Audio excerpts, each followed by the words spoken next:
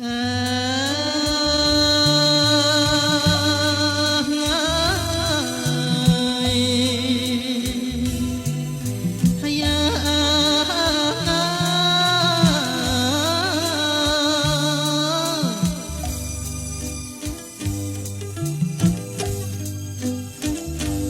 សាដើមឆ្នាំខ្មែរតែងចំណាំជួស្រែចំការ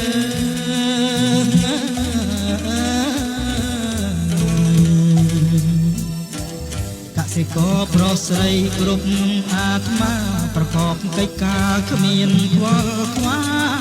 យហើយប្រកបកិច្ចការគ្មានខ្វល់ខ្វាយ